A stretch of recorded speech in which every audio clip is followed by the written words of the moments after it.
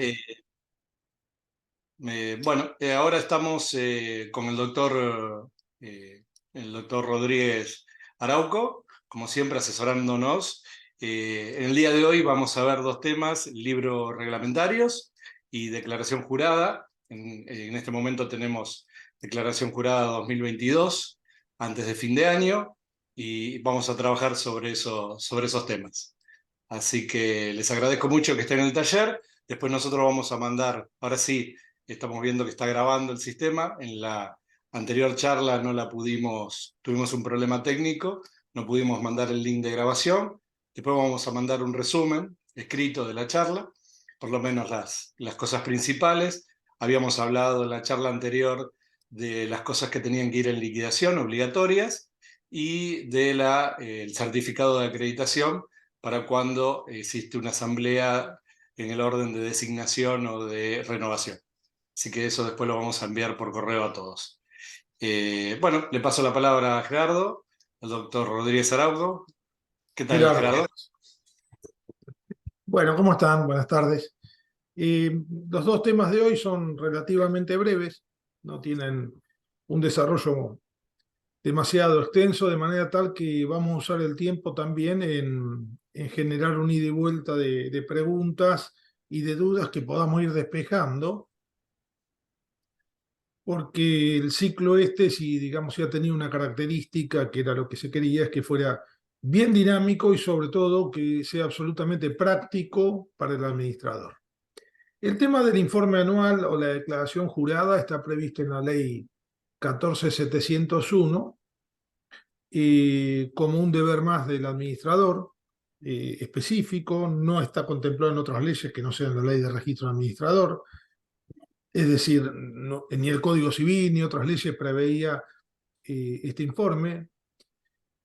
Si bien está en la ley, la reglamentación, que en definitiva no fue el decreto reglamentario, sino que terminó siendo la disposición 27 del 23 de personas jurídicas, le dio un sesgo un poquito diferente al que prevé la ley, porque la ley lo que dice en el artículo 10 es que hay que presentar anualmente a la autoridad de aplicaciones, en este caso el REPAC, un informe que tendrá el efecto de declaración jurada, el carácter de declaración jurada, y esto se está refiriendo siempre a los administradores. Los administradores inscritos en el registro deberán presentar la declaración jurada. Mientras que la disposición, cuando se refiere al informe anual, reglamentando el artículo 10 que he leído, dice que este informe anual deberá ser presentado en forma individual por cada consorcio administrado. Es decir, que ya no se trata de una declaración jurada o informe del administrador, sino que es de cada consorcio. Es decir, que esto tiene dos lecturas. Primero, que tiene que ser parcializada o segmentada la información, porque va a corresponder a cada uno de los entes y no a la administración. Es decir, la información va a estar referida a cada consorcio y no a cada administrador. Y la segunda interpretación gira sobre quién pesa el deber. Es decir, sin duda el deber pesa sobre el administrador. Pero yo llego a pensar que el administrador, como pasa con tantos agentes de información que existen a nivel fiscal, etcétera, tiene el deber de información, pero en última instancia, digamos, el que tiene que brindar los datos y someterse a remitir la información al REPAC es el consorcio.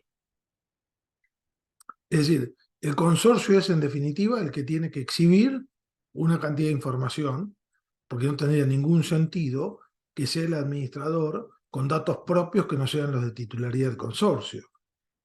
Habría que preguntarse acá qué sucede si el consorcio se niega a brindar los datos y lo inhibe al administrador, si lo inhibe o no al administrador de brindar los datos que por la ley tiene que subir a este informe anual. Para despejar la situación, la disposición 27 dice que la falta de presentación en término habilita, dice, de forma automática la aplicación de las sanciones previstas en la ley. O sea que si el administrador, por oposición, por negativa, por lo que fuere, del consorcio, no puede completar en término o no puede completar con toda la información que se le requiere esto, se le va a aplicar una multa a él. Por supuesto que una multa, una suspensión, una exclusión. Por supuesto que va a tener la facultad de justificar esto en un sumario, pero repito, es una situación un tanto complicada porque el administrador no brinda información propia, brinda información de otros, brinda datos cuya propiedad o titularidad le es ajena. Esto ya está desatando algún que otro problema, la disposición de los datos, no solamente en el ámbito administrativo, que es este, sino también en el ámbito judicial, sobre todo cuando se preparan acciones o se intentan acciones y de entrada se le solicita a un juez y el juez ordena sin advertir la importancia que tiene que se remita toda la información vinculada con todos los titulares de las unidades funcionales, teléfonos, mail, etc. Soslayando la existencia de una ley de protección de datos personales. Entonces, hay una tensión ahí entre el deber que la ley le impone al administrador y que yo creo está referido, en definitiva, a datos que son ajenos y son propiedad del consorcio o de cada propietario. Habría que ver qué sucede, qué actitud va a tener REPAC si alguno de estos datos no se puede brindar. Por ejemplo, si un miembro del Consejo de Propietarios se niega que sus datos sean brindados a un organismo público. El artículo 10 de la ley dice que esto debe contener un listado actualizado de los consorcios, consignando si se lo hace a título gratuito o oneroso. Esto último dejó de tener importancia desde el momento que para la ley el administrador gratuito es el titular de una unidad que administra el edificio donde la unidad se ubica y que si él administra otro consorcio ya se va a presumir que la actuación es onerosa. Es decir, la disposición vino de alguna manera a interpretar los términos de la ley. Copia de acta de la Asamblea relativas a la rendición de cuentas. Algunos administradores me han preguntado si tienen que mandar la aprobación de las cuentas. Y yo les digo que no. Que las cuentas pueden no haber sido aprobadas, se puede haber dispuesto una auditoría, se puede haber dispuesto una prórroga para informarse sobre algún punto en particular o para documentarse con relación a alguna operación en especial, por ejemplo, una obra que sea una erogación grande. Puede haberse dispuesto por la Asamblea extender el periodo durante el cual debe rendirse las cuentas, entendiendo que están incompletas en cuanto a que no abarcan todos los periodos que tienen que abarcarse. Es decir, hay un sinnúmero de situaciones en las cuales el administrador, por causas que le sean imputables a él o no, no logra que aprueben las cuentas. Inclusive que se las puedan rechazar.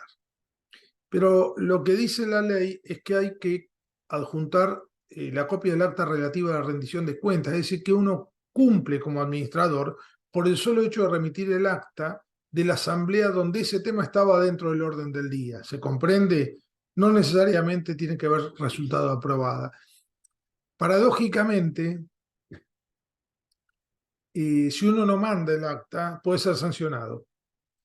Y si uno manda el acta con las cuentas rechazadas, así sea por graves defectos en la rendición de cuentas, REPAC no puede hacer nada.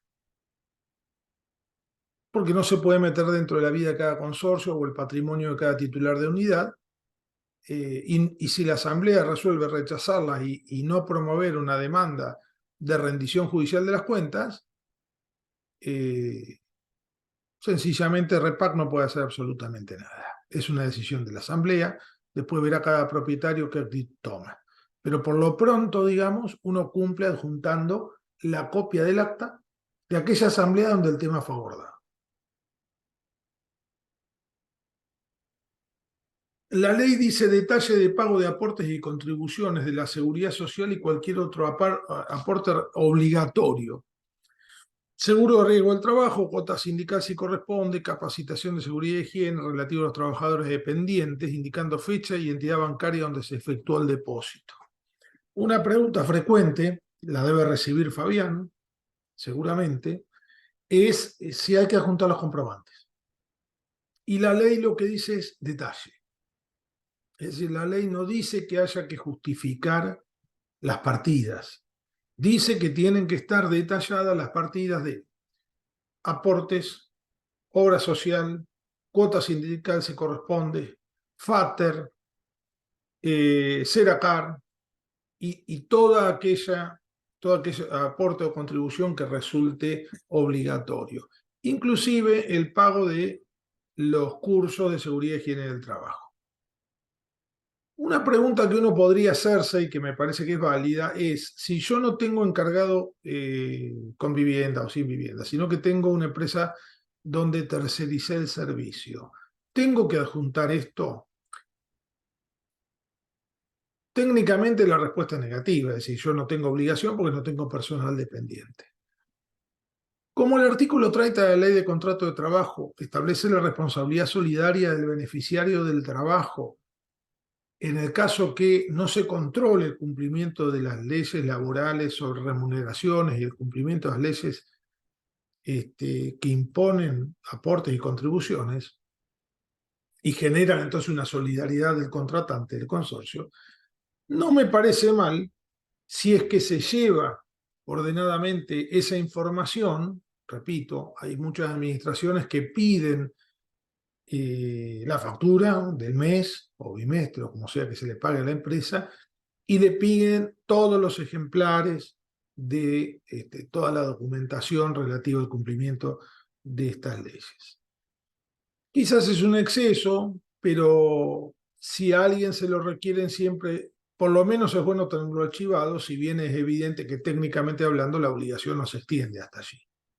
Se refiere siempre al personal dependiente. Acá entramos en una cosa un poco más difícil. Nómina de juicios civiles y comerciales en los que haya sido demandado personalmente por daños y perjuicios o por cualquier otra acción judicial relacionada con la administración de intereses, bienes o fondos ajenos. Y en el caso de personas jurídicas, la reglamentación podría establecer algunas particularidades para este requisito. Yo me pregunto lo siguiente. Primero, tener presente que esta es una declaración jurada, su falseamiento origina infracción y por lo tanto la aplicación de una sanción previo sumario que a plata de hoy debe estar en 220.000 pesos, la multa mínima, y 22 millones la máxima. Sé que hablamos de algo que tiene que ser veraz. ¿Cómo sabe el administrador que le han iniciado un juicio? Acá debió decir como mínimo nómina de juicios civiles y comerciales en los que sea parte, en los que haya sido demandado como parte. No sabe si lo demandaron o no, hasta que no está notificado. O sea que no llega al punto el administrador de tener que hacer un rastreo, un rastrillaje por todos los sistemas de los poderes judiciales de la provincia y de la nación para llegar a la conclusión si está demandado o no. Sencillamente, si él ha sido notificado, tiene la obligación de denunciarlo esto. Segundo, ¿qué pasa con el administrador que tiene otra actividad? Es decir, el administrador que tiene otra actividad, donde es martillero, por ejemplo, y entonces como depositario de 200 llaves que tiene, 2 personas le hicieron un reclamo de daño y perjuicio, pues dijo que abusó de su función y permitió el ingreso de gente, le dañaron el departamento. ¿También lo tiene que poner? Todo indica que sí. Uno podría preguntarse, relacionados con la administración de intereses, bienes o fondos ajenos, si yo soy el administrador de la sucesión, de una sucesión familiar, de mi familia, y rindo cuentas a mis hermanos, y uno de mis hermanos lo cuestiona y se hace un incidente de rendición de cuentas y me exige judicialmente en la sucesión que pague una diferencia, un saldo que yo no puedo justificar, una erogación, etc. ¿También lo tengo que poner? Sí. Es decir, para mí, personalmente, sobre la base de un prejuicio, la ley, no la reglamentación, que creo que ya perfila la cosa de otra manera, pero la ley parte de la idea que en esta declaración jurada, que es sobre información del consorcio, de paso le pedimos al administrador una especie de currículum vitae de su patrimonio y su conducta en particular. Una cosa que está totalmente divorciada del resto de la declaración jurada. Y que además, como no establece un lapso temporal, nómina de juicios civiles y comerciales en los que haya sido demandado personalmente, ¿cuándo? En el último año, en los últimos 5 años, que es el plazo general de la prescripción liberatoria, en los últimos 3, que es el plazo de prescripción de la acción de daños y perjuicios que menciona acá, en toda la vida, en mi época de administrador, desde que administro este consorcio en particular, no lo sabemos. Yo creo que si el informe es anual, la información debe estar referida al periodo anual que estoy informando. Me parece, por otro lado, además de una buena defensa para el administrador, me parece, por otro lado, la interpretación más saludable. Porque inclusive si no, yo tendría que estar informando sobre procesos que están cerrados. Sí, procesos que tuve en algún momento. En fin, todos interrogantes que desde el sentido común y jurídicamente tienen una respuesta, que es la que trato de acercar yo, pero técnicamente acá no hay más precisiones. Nómina de juicios civiles y comerciales en los que haya sido autor o demandado el consorcio, repito, siempre que esté notificado. Siempre que esté notificado. Pasa mucho, sobre todo cuando el administrador es reemplazado abruptamente o el administrador saliente no entregó documentación, falleció, se mudó, bueno, pasa de todo, que el administrador nuevo no tiene la información. Es muy frecuente que no tenga la información, extremadamente frecuente. Lo digo como depositario de la información, al que normalmente el nuevo administrador recurre y me dice, mire doctor, yo no tenía idea de ese juicio. Cosa que para mí es un poco insólita muchas veces, porque salvo situaciones excepcionales, uno ve que, digamos, el administrador es el cliente, pero uno ve en el consorcio una especie de continuidad. Uno se imagina que está disponible la información, o que se pasa la información, o que se le da importancia a este tema, porque a veces se pasa la información y no se le presta importancia. Recordar que la nómina de juicio, radicación, estado, objeto, situación procesal, tiene que obrar en todas las liquidaciones expensas, es decir, que ahora la excusa de yo no sabía el juicio no existe más. Lo tiene que saber porque lo tiene que consignar en expensas. Así que si la expensa la emitió la administración anterior, basta referirse a la última expensa para ver qué clase de procesos tenía. Amén de la información que tiene obligación de darle su propio abogado, ¿no? Me refiero al abogado del consorcio. Y por último, un detalle de los juicios de cobro de expensa con carátula, capital reclamado, juzgado interviniente.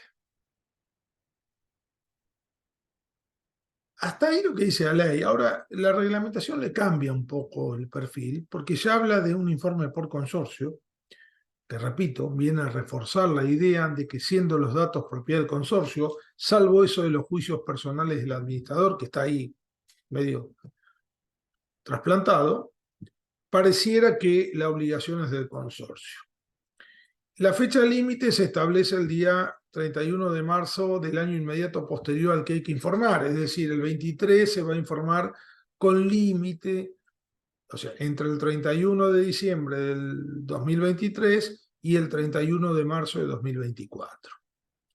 O sea que cierra el último día del año, a partir de ahí se puede presentar la declaración jurada, si está disponible el formulario web, y esto cierra el 31 de marzo del año subsiguiente. Salvedad hecha del año 2022 que cierra, por una cuestión lógica, el 31 de octubre del corriente año, cuando debió haber cerrado el 31 de marzo, en el que todavía no se había dictado la reglamentación de la disposición 27, que entra a regir la segunda quincena de abril de 2023.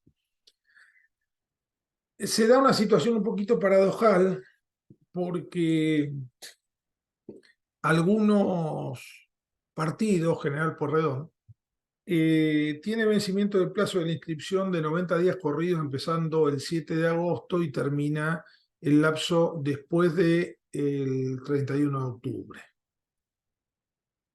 Es decir, que podríamos conversar si una persona que todavía está en plazo de inscribirse tiene obligación de presentar la declaración jurada 22 en la que administró y que vence el 31 de octubre, o sea, antes de que le vence el plazo para inscribirse. Ese plazo, ignoramos si va a ser prorrogado o no, hoy no hay ningún vestigio de que lo sea, pero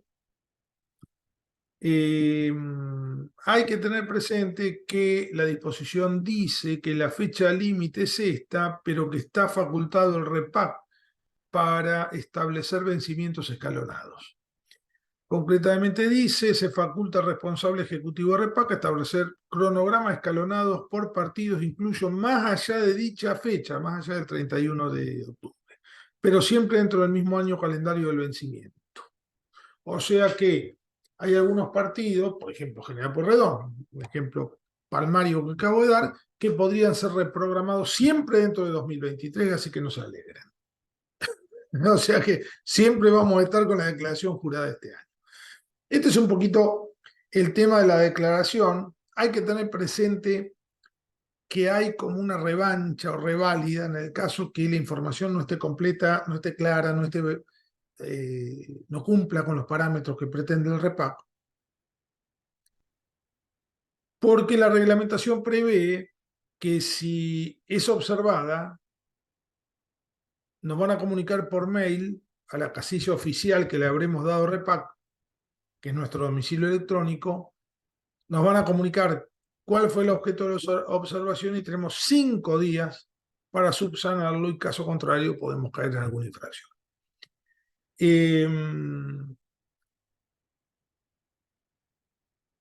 Esto me llama a preguntarme, esto de si es observada, ¿qué pasa cuando no es observada? Es decir, ¿va a haber una aprobación de esto? No lo sabemos. Es decir, ¿va a haber un acto por el cual, así como me lo pueden observar, me lo pueden aprobar? No sería necesario si hubiera un plazo de caducidad para la observación. Es decir, si la disposición hubiera dicho que si dentro de los 90 días no es observada queda aprobada, listo, se acabó. Pero no dice nada en ningún sentido. Esto es lo que les puedo aportar del tema de declaración jurada. No sé si se suscita alguna duda sobre esto, Fabián.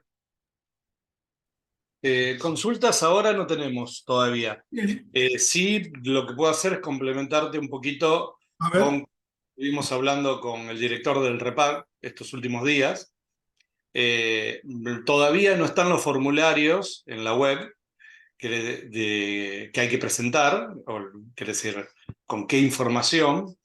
Eh, Hubo algunos adelantos informales por ahora, por ejemplo, este tema del acta, que posiblemente en esta primera declaración no se pida, ¿sí? El acta de designación o el acta de la última acta con rendición, como hablabas vos, no está confirmado todavía, pero posiblemente no se pida. Y sí, obviamente, creemos que va a ser lógico de que como todavía no están los formularios y ya estamos en septiembre, ya arrancamos en septiembre, no va a ser la fecha límite 31 de octubre, sino se pase 30 días a noviembre, ¿no?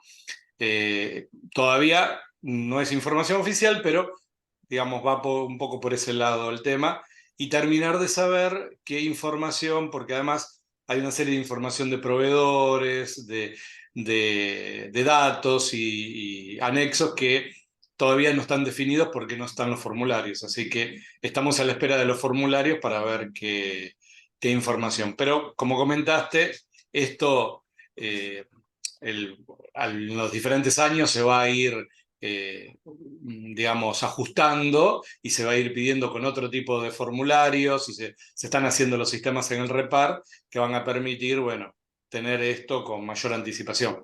Ahora es como que está todas las cosas un poco tratándose de matricular en este momento, ya empiezan los certificados, empiezan las rúbricas, la gente, ya hay mucha gente matriculada, entonces todo eso en muy poco corto tiempo hace que también sumarle la declaración jurada hace que las cosas un poco no estén todas definidas y se prorroguen algunas cosas, pero sí, más de un mes no creemos que se prorrogue. Todavía igual no hay comunicación oficial del REPAC, son comentarios nada más.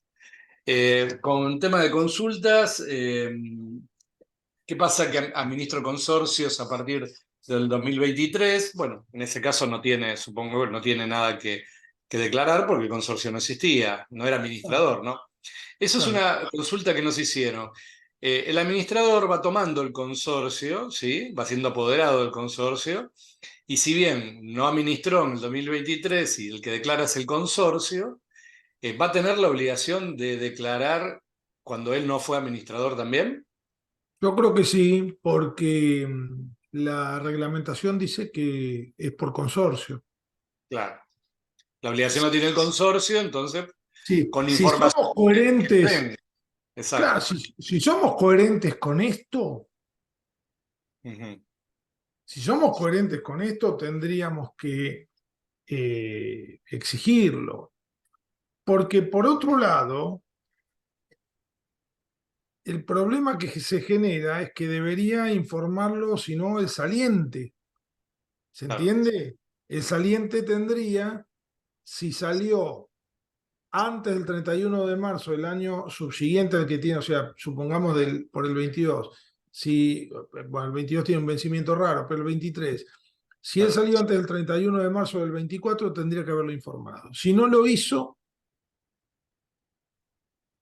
queda un año sin informar, me pregunto, ¿no? claro. Sí, sí, no, Esto siendo la obligación del consorcio, el que informa es el es por consorcio, consorcio, el administrador que porque esté, no importa cuál es, lo tiene que además informar.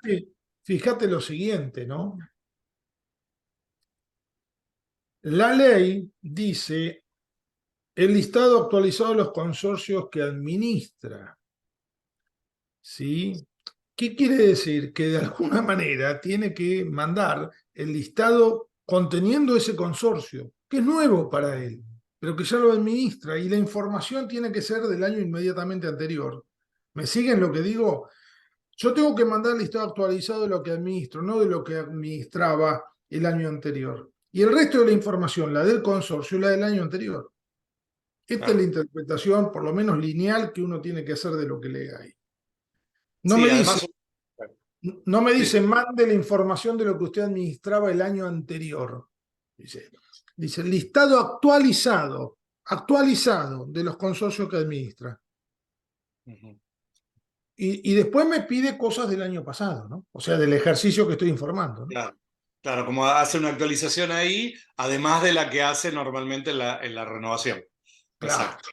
claro. Quiere decir que hay dos actualizaciones. Además, una de las cosas que planteábamos con algunos administradores, que conversábamos con algunos administradores, es que el administrador, por ejemplo, yo lo tuve el edificio hasta noviembre, por ejemplo, y cuando tenía la información y ahora cuando lo tengo que declarar, yo ya no lo tengo más, pero tampoco tengo la información porque la entregué, porque la información es del edificio. Entonces muchos Es que, administradores entregan todo como es que corresponde. volvemos sobre lo mismo, Fabián. Eso es consecuencia de algo que mencioné en el principio, que es de quién es la titularidad de la información. Claro,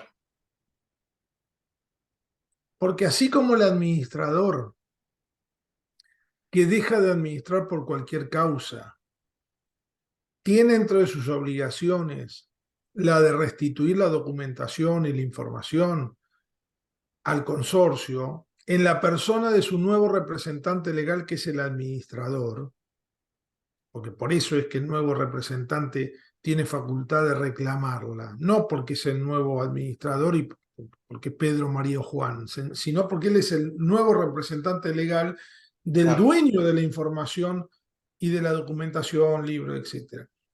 Así como yo tengo ese deber postcontractual, digamos, cuando ya se terminó el mandato, de entregar las cosas, instrumentos, información que yo poseo en función y en virtud del mandato y ya no tiene causa jurídica que yo las retenga, por eso la prohibición del deber de retener, no hay ninguna causa jurídica que me justifique a mí que retenga la información o la documentación. Así como cumplo con eso, tampoco puedo tener yo, en virtud de un principio de reserva, de protección de los datos de las personas que administré, a libre albedrío información sobre las personas, sobre los consorcios, es decir, se acabó y se acabó.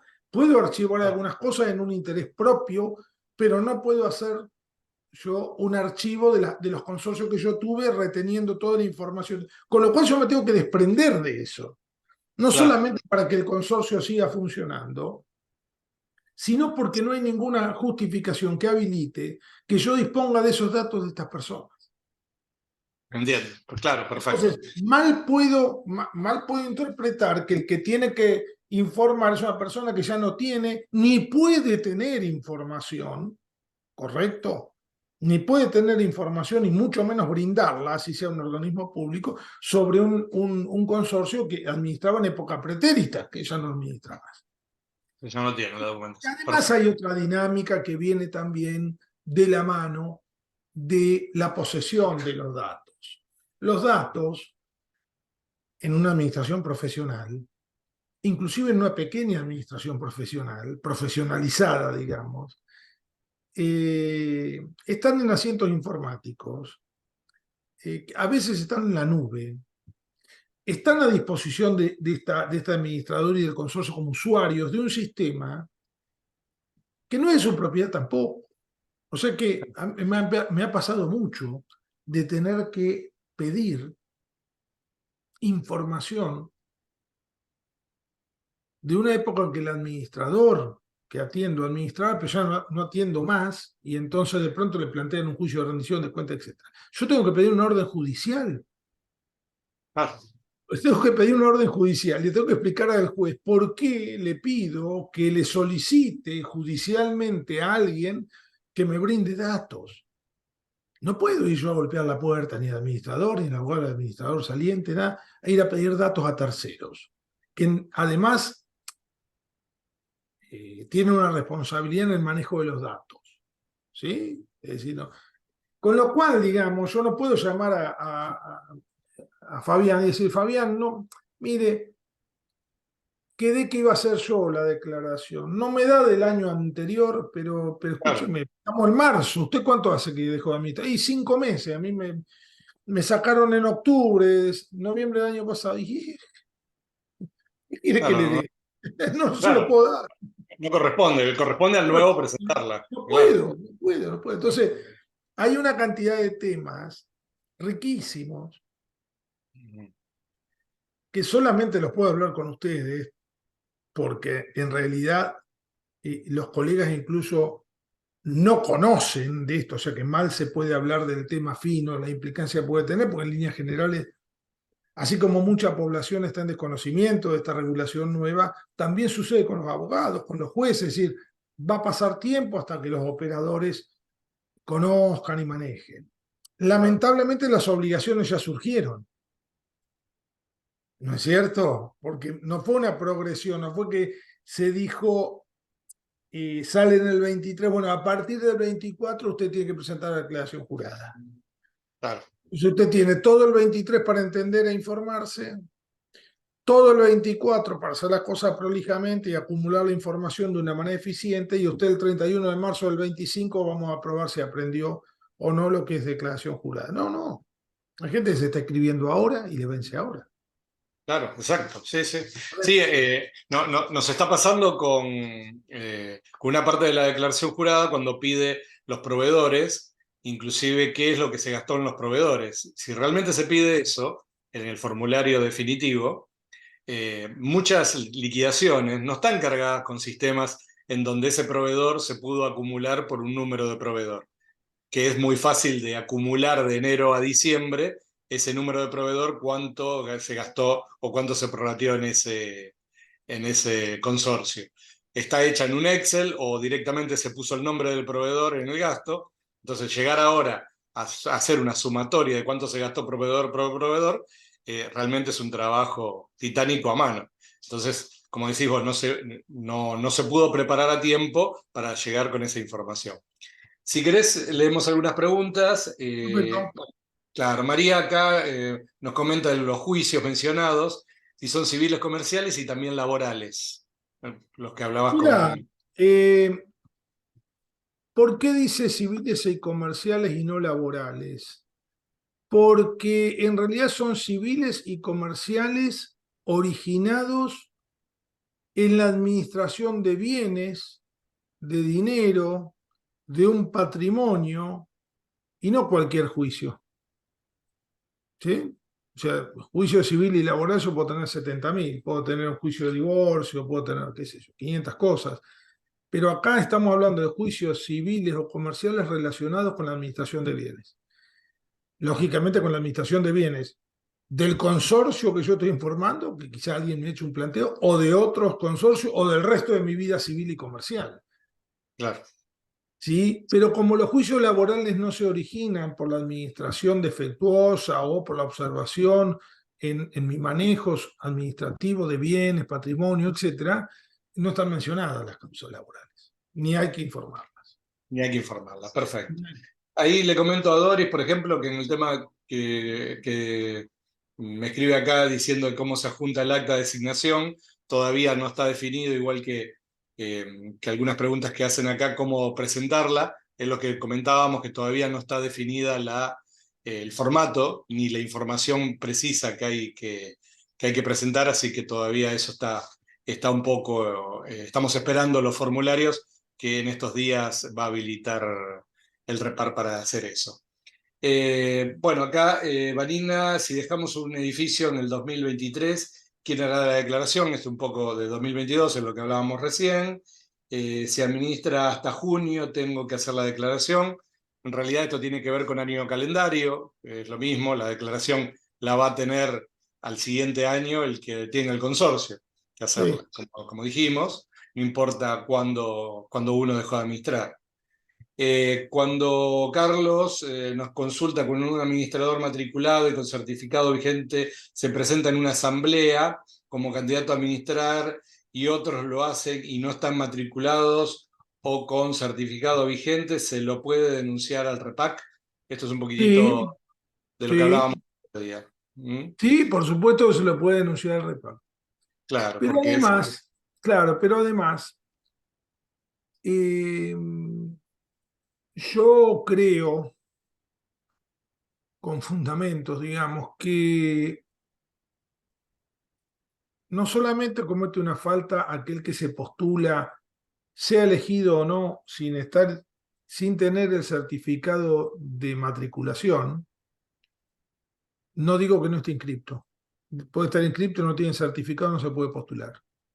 Máxime si no se inscribió nunca, ¿no? O sea, si no se inscribió nunca, bueno. Pero no solamente estaríamos frente a una infracción, sino que yo creo que cualquier persona propietaria estaría legitimado para pedir la nulidad de la designación. Mm, Porque, ¿cuál es el sentido de esto? Esa persona deja de ser elegible.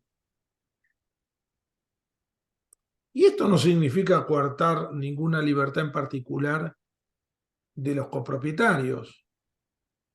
Cuando una persona tiene que estar en juicio, la ley obligatoriamente, el artículo 56 del Código de Procedimiento de la provincia dice que tiene que estar patrocinado por un abogado de la matrícula. Cuando bien. uno tiene que dar fe de una declaración, va a un escribano. No hay manera.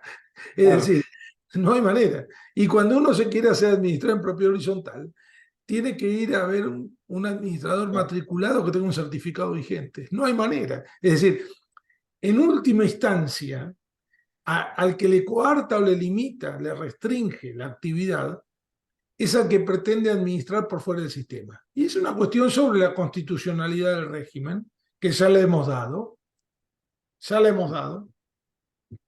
hace años judicialmente. Bien, Cuando el régimen parecía que iba a tener otros perfiles, ¿no? Mucho más severos que este. Pero bueno, repito, no hay ninguna restricción de ninguna naturaleza. Me parece que se está eligiendo a alguien no elegible, claro, porque fíjense qué curioso. En realidad no es la primera restricción que hay. ¿Yo puedo elegir un incapaz declarado en juicio? No. ¿Puedo elegir un condenado por delito, por sentencia firme por delitos en la administración de fondos? No. ¿Puedo elegir una persona que está fallida, que está quebrada? No. Pero por diversas razones, porque la ley dice, bueno, que el fallido no puede administrar bienes de tercero. claro. Sí, no, no es cierto. Salvo que tenga una habilitación judicial para hacerlo, no puede.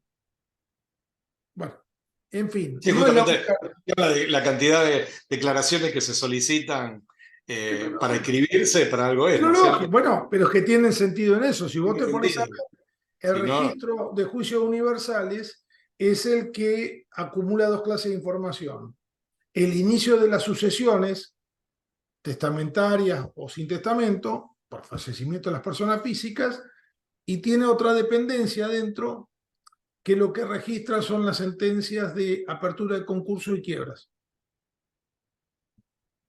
El certificado de antecedentes penales te lo piden para ver si vos estás condenado o procesado por un delito contra el patrimonio, digamos, donde vos hayas administrado infielmente una defraudación, una estafa, cualquier clase de malversación.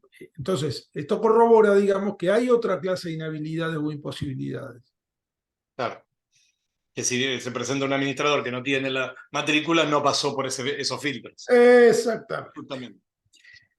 Si querés, hacemos una Bien. última pregunta, así pasamos a los libros, que contesta un poquito lo que estaba consultando acá María, Sandra también.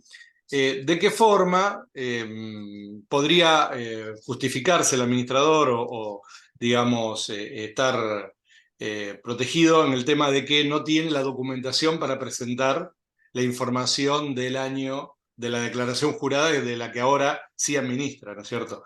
¿Cómo Sí, te parece esta forma? yo lo que haría es lo que debe hacerse siempre, mandarle una carta de documento al anterior administrador,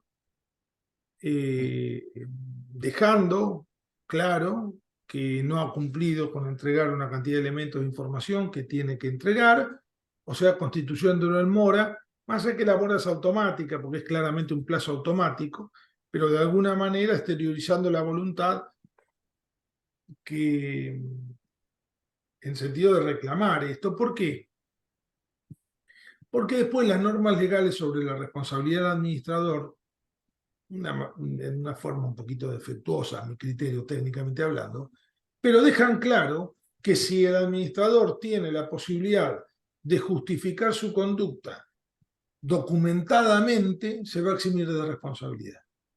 Es decir, que si uno puede probar instrumentalmente cuál es la causa que justifica que, por ejemplo, pueda rendir solamente la mitad del año, porque la otra mitad del año que está informando resulta que la administró una persona de paradero desconocido que Que abandonó no, la claro, administración. abandonó, no No entregó nos brindó nada. documentación, Bueno, claro, uno no puede bueno, hacer nada. Claro. pero solamente en esas condiciones. Mm, Solamente bien, en esas condiciones. bien, perfecto. O sea, Eh, sí, solamente en esas condiciones. Esta es la forma, digamos, básica. que demuestre, Ahora, digamos, claro, que ah, demuestre que se le solicitó. Bien, exacto. perfecto. Bueno, sobre estos temas, pues sobre cada uno de los temas sabemos que hay un montón de preguntas. Nos pueden escribir a info@gestor360.com.ar o a legales@gestor360.com.ar.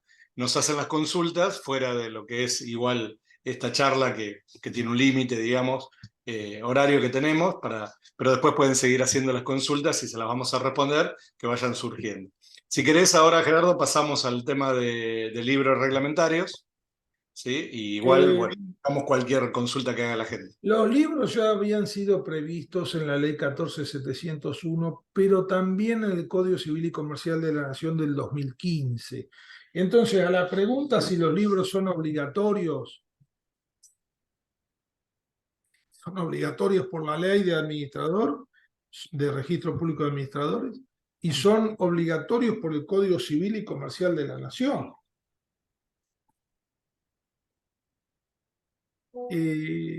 Como en toda disciplina, hay gente que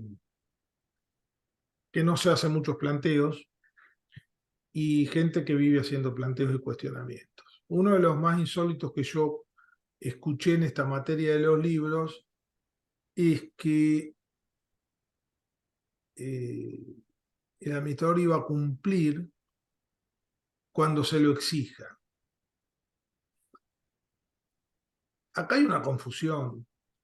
Los libros son de propiedad del consorcio. O sea, el que tiene que llevar los libros es el consorcio. Lo mismo que las sociedades anónimas llevan un libro de reuniones de directorio, de asambleas de socios.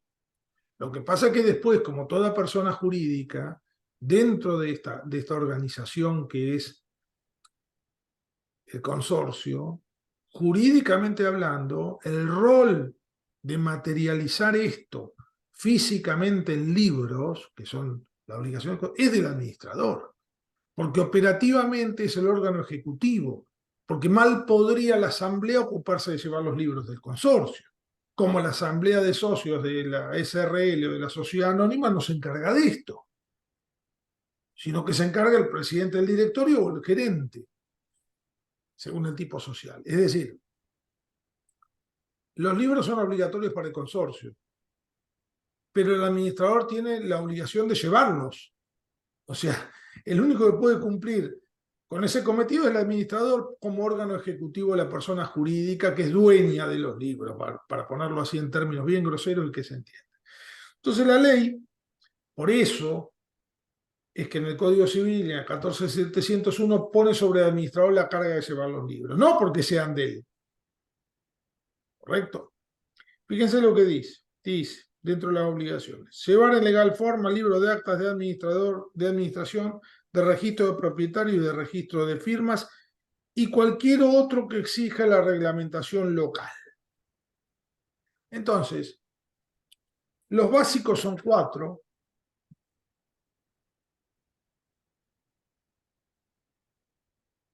El libro de actas lo tienen todos. El libro de administrador, de administración, es una especie, un tercer género entre el libro diario de caja del comerciante, del viejo Código Civil, y en la otra punta, digamos, porque el Código Civil, el Código de Comercio tendría 170 años a esta altura, y los asientos meramente informáticos. Ninguna de las dos cosas es el libro de administración. El libro de administración tiene que tener volcado ingresos y egresos durante un periodo determinado. Evidentemente los ingresos y egresos se documentan en la administración de los consorcios de manera mensual o bimestral, que es con la frecuencia que se emite la liquidación de expensas. Pero nada impide que sea por periodos superiores, ¿correcto? He conocido hace muchos años atrás un complejo donde por razones de temporada, digamos, las personas concurrían 3 o 4 veces al año y se emitían 2 grandes liquidaciones, una 2 meses antes de ir de vacaciones y una cuando las vacaciones estaban terminando 1 mes después y se acabó. No se hablaba de expensa en el resto del año, porque la gente había llegado al acuerdo, y así estaba en el reglamento, de que se hacía un presupuesto semestral, se aprobaba y se pagaba, punto, se acabó. O sea, la panacea del administrador, le daban toda la plata junta. Después gastaba durante el semestre. Realmente estaba bien. Un poco imposible en este momento. Bueno, pero estaba bien, estaba bien, porque en una economía razonable, claro, como pasa con las compañías, como pasa con las familias, uno hace un presupuesto, digamos, que excede el mes, ¿no? La idea es el presupuesto anual donde dice, bueno, mira, vamos a tener estos gastos, vamos a planificar este gasto extraordinario porque vamos a cambiar el auto, vamos a amortizar todos estos bienes, ya no nos van a salir más, va a haber que reponerlo, hay que cambiar el electrodoméstico. Dice, uno hace un plan de lo que va a significar, como en cualquier patrimonio, que va a significar el desempeño del patrimonio ingreso-egreso en un rango temporal razonable. No se puede vivir al día. Bueno, vivimos al día. O sea, Claro. vivimos sin saber qué tenemos y qué vamos a tener que pagar. Eh, entonces, una de las preguntas sería cada cuánto se vuelca la información en el libro de administración. Hay alguna discrepancia sobre esto porque esto no está definido. No es el libro diario de caja que a mí me obligaría diario, me obligaría a volcarlo diariamente. Si yo todos los días tendría que tener un subtotal. Ujú. Yo creo que un plazo razonable es de 90 días, o sea, cada 90 días yo volcar esto. Perfecto. Eh, porque es un plazo razonablemente más breve que el plazo anual que tengo para rendir cuentas. O sea que yo podría, como propietario, ir al administrador y pedirle la exhibición del libro y en líneas generales siempre estaría más o menos actualizado, teniendo presente que la ley y la disposición me obliga ahora a generar un cuadro de ingresos y egresos mensual o bimestral en ocasión de cada liquidación de expensa. Claro. Es decir, que caja y bancos mensual yo tendría que poner. Y si a esto lo vinculo con que la cuenta corriente bancaria es del consorcio y que por lo menos en la disposición de la ley el 100% de los fondos ingresaría a esa cuenta por pagos virtuales o bancarios, por transferencias, por medios electrónicos de pago, etcétera, pero no físicamente en mano por el administrador. Entonces yo si tengo todo bancarizado y lo tengo todo bancarizado en la cuenta del consorcio, fácilmente puedo exponer esa información en una liquidación mensual o bimestral, con lo cual, digamos, parece sencillo que yo cada 3 meses haga el vuelco de la información al libro. Otra pregunta que se me ocurre es si toda la información tiene que estar volcada al libro al cierre de la gestión que se va a rendir en la asamblea ordinaria y creo que sí. O sea, creo que estos trimestres me pueden dar 4 por 3, 12 meses, ¿sí? Entonces, perfectamente estoy pensando yo en un periodo que después de 4 oportunidades de volcar me encuentro con que cierre el periodo de administración, volqué toda la información y X días o meses después ya tengo la asamblea que va a aprobar las cuentas de aquel periodo que cualquiera puede ir a ver al libro. ¿Se Claro. entiende? Esto tiene que cerrar dentro de las posibilidades físicas. Porque me imagino un administrador que tiene 70 edificios, no me lo imagino llevando mensualmente a copiar o a volcar información con esa periodicidad. Sí, sí, sí. Además, es tan dinámica la información, me siguen, es tan dinámica la información que me impide volcarla cada 30 días. Es lo mismo que cuando se pone detalle de los juicios por cobro de expensa, carátula, reclamado y el estado procesal. ¿Quieren que les diga cada cuánto cambia el estado procesal de un juicio de expensa? Cada 30 días suele no cambiar, suele ser lo mismo. Yo tengo que intimar de pago a un tipo en Salta, sale el mandamiento hoy y vuelve dentro de 45 días. ¿Qué sé yo? Y siempre informa lo mismo, doctor. Bueno, son los riesgos de la información. Claro. A veces la información no es la que uno quiere. Sí, además hay, como decías vos, tiempo físico, porque por ejemplo nos pasa en General Porredón que se termina en diciembre con el balance, con la última liquidación, se adelantan los tiempos de liquidación para poder cerrar un balance, una rendición, lo que el administrador presente, y convoca asamblea 15 días después o 20 días Claro, después de ese mismo balance. Entonces, no llega a actualizar los libros con esa última información, porque físicamente no da el tiempo. Entonces, bueno, es ir acomodando un poquito eso, pero es también lo que recomendamos nosotros. El trimestre es como una fecha lógica para actualizar, ¿no? parece lógico y por otro lado, repito, 4 por 3, 12, 4 trimestres da justo un periodo anual de gestión, que Claro. según cada reglamento, todos los reglamentos el periodo a rendir. He visto de más de un año, pero en líneas generales de un año. Perfecto. Sí, a veces Eh, cuando tiene que actualizar Claro. o no tenía el libro o alguna cosa de esa, actualizaron o algo. Una Bueno, pregunta. esa es una pregunta justamente. Muchísimos hoy en día no utilizan el libro y nos consultan que, bueno, van a empezar a utilizar los libros como corresponden. ¿Por qué no vemos cada uno de los libros, por ejemplo el de administración, que vemos la periodicidad, desde cuándo tendría, la consulta es desde cuándo tendría que volcar la información ahí? Es decir, Bueno, anterior, cuando empezó el registro, desde a ver, ahora, primero, recomendable, va.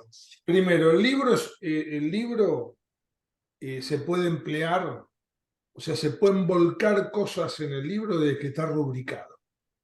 No Ujú. vuelquen nada si un libro no está rubricado. Ya, ya. Porque esa rúbrica le va a dar fecha cierta, digamos, además de otras consecuencias de tipo notarial, jurídico, le va a dar fecha cierta. Es decir, todo lo que esté volcado en el libro va a ser volcado de fecha posterior a la rúbrica. Por eso cuando uno lleva a rubricar un libro, el escribano lo primero que hace es ver si está vacío. ¿Sí? Claro, El libro está vacío, porque si no está vacío, ¿qué voy a rubricar? O sea, la rúbrica que le hago le va a decir al escribano, no le sirve. ¿Qué significa no le sirve? Que todo lo anterior no va a tener ningún valor, o por lo menos el valor que le asigna la rúbrica. Con lo cual la primera respuesta sería, mire, lo que tiene que volcar es todo lo ocurrido desde la rúbrica en adelante, cronológicamente hablando. bien, perfecto. Si, si quiere ir para atrás en el tiempo, no hay límite. Y voy a explicar por qué. Si uno dijera, no, mirá, en el 23, desde que entró en vigencia la disposición 27 de este año. Bueno, desde abril. ¿Y por qué no desde que se reglamentó la ley, noviembre del 22? Y alguien podría razonar, pero mirá, esta obligación ya regía la de llevar los libros desde el Código Civil del 2015. Claro. Nos vamos cada vez Y más otro atrás. le podría decir, mirá, la 14701 es del 14, no del 15. Sí, no terminamos Anda, nunca. anda encargando 5 libros porque no me va a alcanzar. Claro, no, no. Yo lo que creo son Claro, criterios que se pueden revisar en claro, función de la posición que tome la autoridad. Porque todo esto tiene que tener, primero, un fundamento legal para poder defender una postura, no por mí en un torneo jurídico, a mí no me interesa, sino para que Pedro, María o Juan el día de mañana hacen esto, tenga que tener un fundamento. ¿No es claro. cierto? Alguien puede decir, mire, yo lo hice por esto. Bueno, siempre estamos también un poco viendo qué criterio sostiene el REPAC. Pero todo indica, que el asesoramiento jurídico de REPAC debe ser bueno seguramente, todo indica que no podría exigirse una cosa distinta a la que estoy diciendo. Porque si no, de lo contrario no tendría ningún sentido, porque yo tengo una rúbrica de septiembre de 2023 y estoy buscando información anterior. O sea, en un libro, siempre hablando del de administración, en un libro que se caracteriza porque yo voy volcando la gestión administrativa del consorcio. No es un Claro. libro de historia, Fabián, no es un libro de historia, no es, ¿se Lo que entiende? pasó. No, Mm, no es lo que pasó, es lo que está pasando. claro. Yo creo que es el mejor criterio, por otro lado. Mm. Sí, además el repaque en varias reuniones y charlas que hubo, siempre comentó que la idea es acomodar de acá en adelante. Entonces eso un poco Y, baja la idea de y decir, bueno, de empiecen acá a en llevarlo a partir de adelante, ahora. claro, de acá en adelante puede significar a partir de ahora o desde abril. Claro, exacto. Veremos. Por lo Perfecto. pronto, cronológicamente hablando, estamos hablando de tiempos históricos breves, ¿no? Sí, sí, sí, sí. Exacto, no de años, exacto. Exacto. Bien, con respecto, hay muchas dudas con el libro, que son prácticamente la misma información, pero se lleva por separado, con dos libros diferentes, el de registro de propietarios y el registro de firma.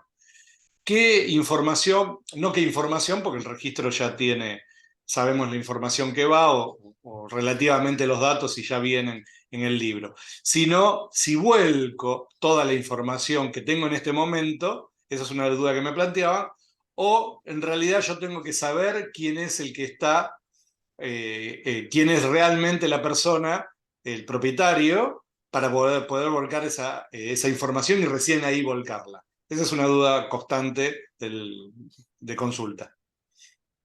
Yo, sin duda, diría que hay que aplicar el sentido común acá. Cuando a mí me obligan a llevar el libro, no me obligan a llevar el libro vacío. ¿Se entiende? Es decir, porque hay gente que dice, no, mire, yo ya tengo el libro, ya lo compré y... No, bueno, ya está. No, no, yo tengo que tener el libro con la información, porque ¿cuál es en el fondo el objeto, la finalidad de la ley? Brindar información concreta y veraz a una persona que esté legitimada para solicitar la exhibición del libro. Y a partir de ahí conocer quiénes son sus vecinos, quién reciben y pagan expensas, en fin, todo lo que yo pueda concluir a partir de ahí. El libro de propietarios tiene que iniciar no desde cero, no desde la nada, sino desde el padrón que yo tengo. Bien. Porque por otro lado, esa es la gente que paga expensas. Alguien podrá decir, bueno, pero no sé si son los titulares. Fantástico, entonces pido un certificado de dominio por cada unidad del edificio, por todos los edificios que administra, y después me cuenta qué piensa la Si le gente. quedó algún consorcio. ¿Ah? Después me cuenta si le quedó algún consorcio. Es imposible. Que por otro lado, lamentablemente, cuando el registro de la propiedad le mande 95 certificados, que van a venir el 5 o el 10% con observación, usted los va a tener que volver a mandar, o sea que tiene meses para hacer el libro entonces, y usted vuelque la información, se va a encontrar con que un determinado porcentaje de esa información ya está desactualizada. Claro. Los fallecimientos del titular habilitan a otras personas a estar en el libro, ¿sí? Es decir, el día que Gerardo fallezca, Gerardo no es más dueño. O lo es la sucesión indivisa o son los herederos. Para la ley son los herederos inmediatamente, por una ficción que es la transmisión mortis causa de todas las cosas que eran mías. ¿Sí? Entonces, a partir de ahí viene una persona a votar y dice, no, usted no está. ¿Qué apellido es? Rodríguez Arauco. No, acá tengo uno, pero Gerardo Julio. No, yo soy Martín. Soy el hijo. Ah, pero no lo tengo de propietario. Y el certificado me dice que no es de propietario. Entonces no puede votar, no puede estar en el libro. Ridículo. Claro.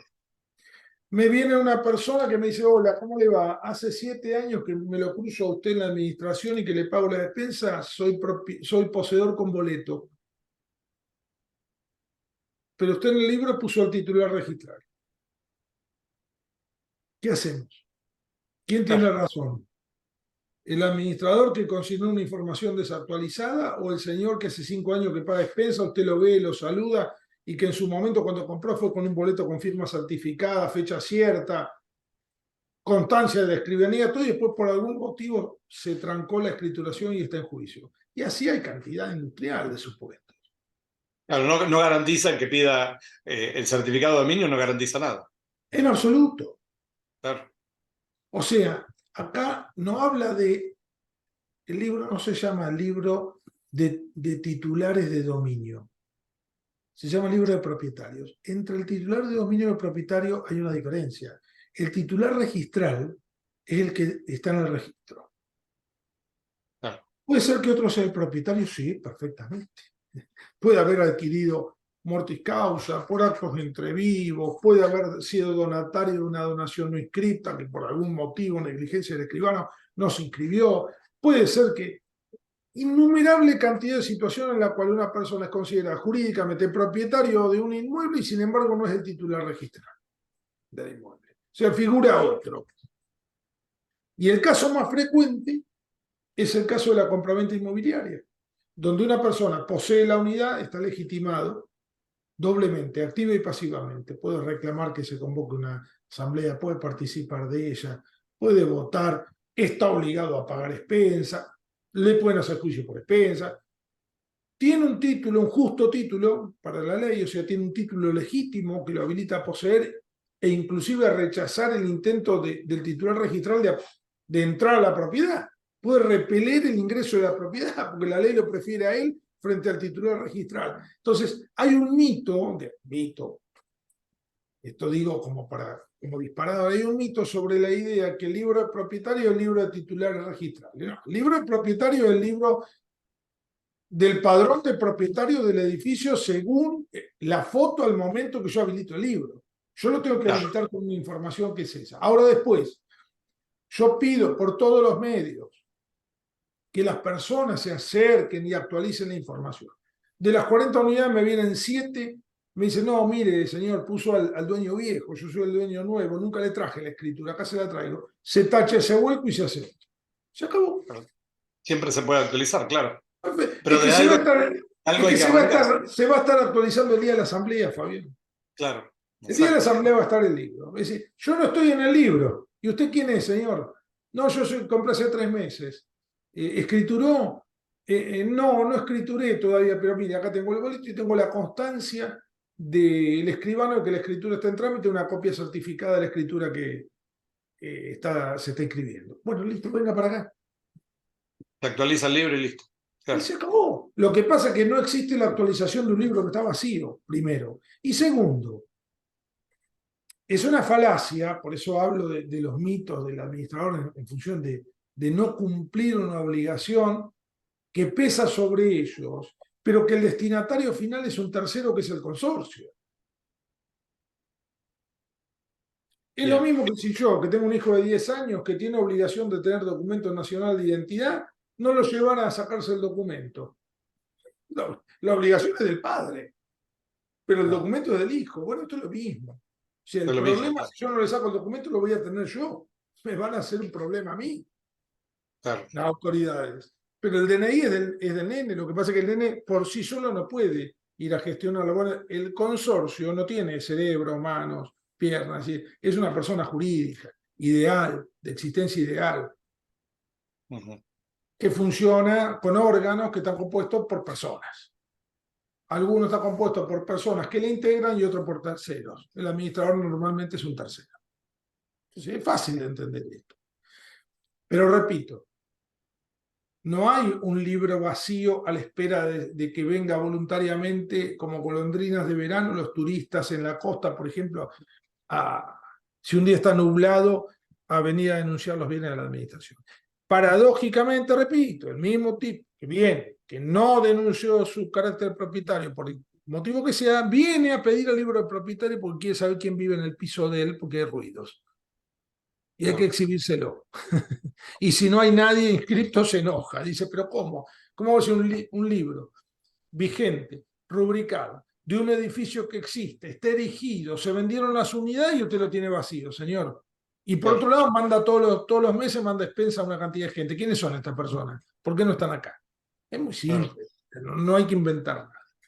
Sí, además sabemos muy bien que si pondríamos solamente a la gente que viene, quedaría con muchísimas faltas el libro porque es como una asamblea, no viene toda la gente, sería imposible. Es que la gente no tiene voluntad de brindar sus datos. Claro. Esta es la realidad. La gente no tiene. Bien, una consulta que se hizo varias veces es el tema de qué forma, es decir, ante normalmente consorcios chicos, ¿qué pasa? Un tema de gastos de libros y todo lo demás, el edificio decide no tener libros. ¿Sí? Le dice al administrador, no queremos incurrir en ese gasto. ¿Sí? Obviamente la obligación cae sobre el REPAC, la obligación cae sobre el administrador. ¿De qué forma el administrador tiene para dejar asentado eso de que no está cumpliendo, pero no por voluntad de él, sino por voluntad del consorcio? Es que yo no sé si se va a poder eliminar la responsabilidad del administrador tan sencillamente. Bien. Porque es un gasto general de administración. Es decir, si usted me dijera, mire, fui a la asamblea, llevé la obra que me exige la municipalidad y la gente no lo quiere hacer, es cierto. Está bien el razonamiento. Hasta por ahí nomás, pero está bien. Pero esto es un gasto corriente. No sé lo que sale en los libros, pero me imagino que si salen como una cosa normal, gasta más en lavandina que en libros. Claro, ¿Se entiende lo que digo? Yo soy abogado de administradores desde hace 33 años. Los impedimentos son de los administradores, no de las personas. Las personas no tienen ni idea. Yo mismo tengo departamentos locales, ni idea qué está haciendo el administrador con los libros. Es más, si llegan a faltar, le digo, escúcheme, ¿qué le pasa que no los compró? Sí, ¿por qué no los compró, señor? ¿Qué me está pidiendo autorización para cumplir la ley? Repito, para me está cumplir. pidiendo Claro, autorización para cumplir la ley. En este sentido, es lo mismo que si a mí me dijera, mire, atropéllelo nomás. No, pero lo voy a matar, no, pero atropéllelo, no, quédese tranquilo que yo lo autorizo. ¿Quién me autoriza? Si la ley me está diciendo de manera imperativa que el consorcio lo tiene que llevar, que el administrador se lo tiene que gestionar y que si no hay una infracción. claro. Y en Sí, algunos casos, aclaro algo. Eh, este régimen se basa en la información cruzada. Entonces, va a haber muchas ocasiones en las cuales, por ejemplo, judicialmente se va a pedir copia del libro. Pero yo voy a iniciar una asamblea judicial. Ya está pasando, me está pasando al menos un juicio en particular. ¿Qué va a pedir el que solicita la asamblea judicial? Antes pedía la información y el administrador renuente daba vuelta porque no quería que hagan la asamblea judicial a ver si lo reemplazaba. Ahora pide el libro el juez. Y si el libro no está, no se lo dan, lo manda a secuestrar con la fuerza pública el libro. Y si el libro está vacío, el juzgado le va a comunicar a REPAC esto. O sea, no es sencillo. El otro día hablamos del certificado de acreditación. ¿Cuánto falta que entre el Poder Judicial de la Provincia de Buenos Aires y REPAC se miren y digan, ah, pero entonces, si no tiene inscripción, no puede administrar? Listo, cuando inicio un juicio de expensas, por ejemplo, o contesto una demanda laboral y me presento por el consorcio, perfecto, me van a decir. Si es apoderado, doctor, en el poder tiene que decir que el escribano tuvo a la vista la constancia de inscripción. Y en el caso de que usted patrocine, tráigame la constancia de inscripción.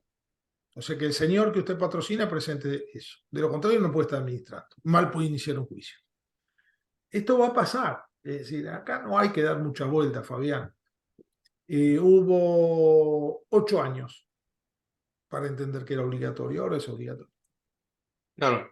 Sí, sí. Sí, yo lo comparo cuando me lo comentan, yo se lo comparo mucho con el tema de un seguro, por ejemplo, del consorcio, poner personal en negro, lo mismo. Quiere decir, No existe no, más. no Mirá, existe eso, el porque si el libro de administrador registro, el libro, tiene el libro de responsabilidad registro, sobre eso, claro, por el más libro de que se le diga registro que de no. firma. El Claro. libro de registro de firma de propietario. ¿Sí? Parece algo inútil. Eh, Tal como está concebido, parte de una idea. ¿Cuál es? Como la ley no requiere la certificación de la firma de los propietarios que apoderan a terceros, propietarios o no, para participar en las asambleas, la ley no lo prevé como obligatorio, sino que lo delega a cada reglamento. Y los reglamentos disponen o no que la firma sea certificada. Entonces, el mismo código que no fuerza la certificación de firma, sino que lo delega en la voluntad de cada consorcio y los consorcistas, entonces se dan un reglamento o la empresa desarrolladora o constructora se da un reglamento donde se certifican o no. Para curarse en salud dijo, bueno, por lo menos que haya un lugar donde la gente, si hay un poder, pueda cotejar contra algo. Yo lo critiqué en su momento porque sobre la base de que los propietarios no son peritos calígrafos. ¿Sí? Y habría que ver con la facilidad que mi secretaria se me firma. antes de que fuera electrónica la firma, cuando era hológrafa, ¿no? Cuando era... Mejor que yo. Claro. Exacto. Es el viejo cuento del administrador que le rechazaron los cheques porque ya no estaba más la secretaria, o porque estaba de vacaciones la secretaria, firmaba los cheques y venían todos rechazados. Es real, ¿eh? Y era... Lo atendí muchos años. Entonces, la idea del libro de registro de firmas fue esa. Un poquito, si uno quisiera, triste la historia del libro, ¿no? Porque la verdad que si ese es el cometido. Pero fíjense cómo después la 14701, pero sobre todo la disposición 27 le encuentra un sentido, porque la disposición sobre la idea de que todo esto toda la vida consorcial va a girar sobre medios virtuales, estableció que cada propietario tenía que tener un domicilio electrónico. Ah, Ahora, ¿cuál es el domicilio electrónico, Fabián? O sea, ¿por qué yo como propietario tengo un domicilio electrónico que es rarauco@estudioarauco.com.ar y no otro que sea grodriguezarauco@gmail.com? ¿Por qué uno y no otro? ¿Porque mando desde uno a la administración? Porque no, porque al pasar la reglamentación dice el correo electrónico, o sea, la casilla electrónica que esté consignada en el libro de registro de firma de propietario. claro. O sea que Exacto. cuando viene Está la dando el persona a teléfono. firmar, yo le digo, ¿no? Nombre, apellido, dirección, Exacto. correo electrónico. A partir de eso, esta persona, salvo en la excepción excepcionalísima que pida papel, todo esto a partir de ahí es electrónico con él. Exacto. Pero no vale cualquier casilla.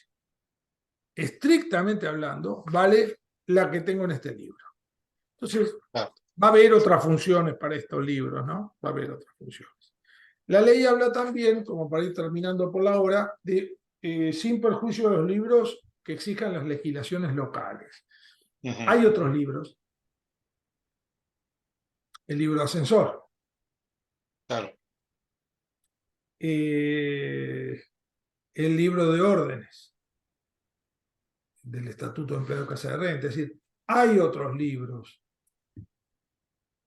Pero esos otros libros tienen sus propios regímenes. En General Porredón y otros partidos que tienen regulaciones comunales sobre ascensores, el libro de ascensor o su similar, digamos, está previsto en la reglamentación y es el que indica la reglamentación. Y debe ser llevado como indica la reglamentación. Lo mismo el libro de sueldo y jornales que lo rubrica el Ministerio de Trabajo de cada jurisdicción. Acá en la provincia de Buenos Aires, el Ministerio de Trabajo de la provincia de Buenos Aires. Pero, digamos, los libros centrales van a ser esos cuatro. Esos libros son libros y no pueden ser sustituidos por asientos informáticos o de hojas móviles, de carpetas, de fichas, ni ningún artilugio similar. Son libros, quedó claro con la disposición que se trata físicamente de libros. ¿Por qué? Porque por otro lado mal podrían ser rubricables si no fueran libros. Lo único que se pueden rubricar son libros. Claro. Y como la rúbrica es obligatoria, tengo que concluir que al escribirlo tengo que llevar un libro. Si la rúbrica fuera electrónica o virtual, podríamos discutirlo al tema. ¿Sí? O si hubiera específicamente una normativa, las hojas móviles del artículo 52. Claro. O determinados registros que se han transformado en hojas móviles o en virtuales en el ámbito del trabajo o de las obligaciones de tipo impositivo. ¿Correcto? Donde yo tengo el libro IVA ventas, libro IVA compra, todo, pero ya hay algunas cosas que se han tornado informáticas. Esto no. Esto todavía no. Y todavía ni creo que se vaya a transformar en informático o en asientos electrónicos ni nada de esto, sencillamente porque el Código Civil, que la vez pasada tardó 155 años en reformarse, sí, viste, no creo que nos encuentre. Perdón un poco. claro, si lo dispuso es porque va a quedar, porque queda. Y la única normativa que lo puede sustituir es el propio Código Civil. Habría que derogar el Código Civil o modificar el Código Civil, mejor dicho, en este punto, para entender que ahora esto es reemplazado por otra cosa. Bien, perfecto. Se entiende totalmente. Bueno, pues ya por el horario, creo que cualquier consulta que ustedes tengan, como les comentaba, ahí tienen los correos. Nosotros vamos a enviar en un par de días el link con la filmación de esta charla para que la puedan ver tranquilo, la puedan distribuir, o la gente que no pudo verla, la ve muchísima gente después de la charla, que no pudo asistir. También aprovecho ahora para comentarles que nosotros desde Gestor 360 lo que hacemos es brindarle ciertos servicios a los administradores, además de estas charlas, es el tema de los libros, reglamentarios, los certificados de acreditación, la emisión de los certificados y eventualmente la declaración jurada, en la cual estamos preparando un aplicativo especial para que sea lo más amigable posible, lo más fácil de completar, esperando un poco también en lo que el REPAR solicite, ¿no es cierto? Entonces, estamos un poco a la espera de esto que va a solicitar el REPAR para terminar de lanzar el tema del aplicativo para llenar y cumplimentar la declaración jurada 2022. Así que le agradezco mucho, Gerardo, te agradezco No, por mucho. favor, a ustedes. Hasta próxima oportunidad.